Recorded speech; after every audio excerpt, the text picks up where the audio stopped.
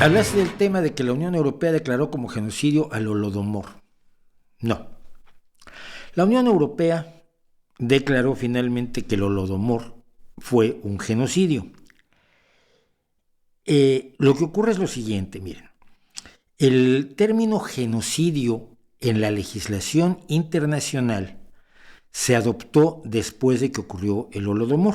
El Holodomor es en 1934, si mal no recuerdo. A ver, para no fallar.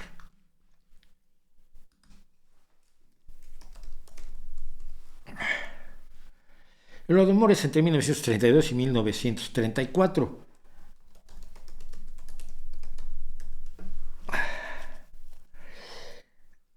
Pero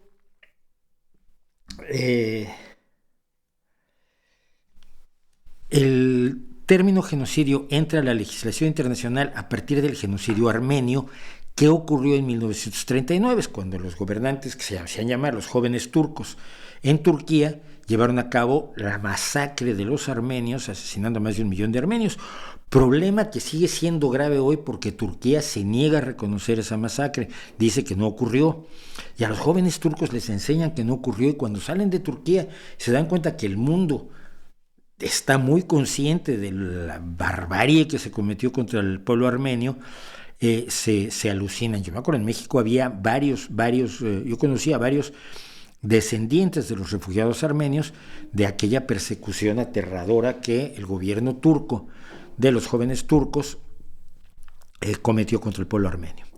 Entonces, si legalmente la palabra genocidio en la legislación internacional aparece después del 39, no se puede aplicar legalmente algo ocurrido en el 34 porque las leyes no son retroactivas, ¿okay? Salvo que sea en beneficio del reo.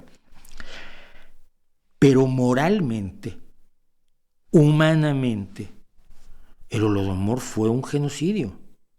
Fue una decisión consciente de Stalin al acabar de dejar muriendo a millones de personas, tanto en el Holodomor ucraniano como entre los kazajos. A mí me parecía normal que se le reconociera su calidad de genocidio, si no legal, sí moral y humana, pero lo que más me estremeció, lo que más me inquietó,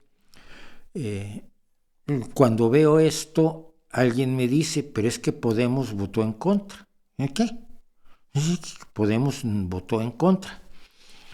Entonces, es muy complicado y creo que la Unión Europea tiene que hacer más accesible su material, sobre todo el material de las votaciones, porque lo transmiten en este lenguaje burocrático tan adorado por la gente que vive en Bruselas, pero que para el ciudadano común es un laberinto absolutamente minotaurico y tremendamente difícil de navegar. Pero logré llegar, y con apoyo de gente, no porque yo sea tan brillante, logré llegar a las votaciones sobre la decisión de considerar al Holodomor un genocidio. Y descubrí que efectivamente las basuritas de Podemos, principalmente Miguelito Urbán, don Miguel Urbán Crespo, eurodiputado, europarlamentario, se abstuvo. O sea, ni sí ni no, se abstuvo. Días después, cuando la Unión Europea declaró, o días antes, cuando la Unión Europea declaró a Rusia un estado terrorista, el señor Miguel Urbán y los otros diputados, la otra diputada de Podemos, no me acuerdo de los nombres, es que yo tengo muy fijado a Miguel Urbán porque el tipo tiene más cara que espalda, ¿no? Es alguien que viaja por el mundo, tienes que darle... Tiene que viajar en primera y tienes que darle habitación a su asistente porque él viaja con asistente, pero tú sabes, es muy importante. Me acuerdo cuando yo he andado por el mundo con vicepresidentes que no traen asistente, pero bueno, él es eurodiputado. Hemos estado aquí hablando con un eurodiputado como es Jonás Fernández, que no andaba viajando por Asturias con su asistente, sino que andaba precisamente hablando con gente para conocer sus necesidades y representarnos mejor en el Europarlamento. Pero Miguelito Urbán, y le digo Miguelito no porque sea pequeño, es un tío grande, y no porque sea joven, no lo es, un tipo ya sino porque es moralmente diminuto, votó también abstención para declarar a Rusia un estado terrorista. Qué bonito, ¿no?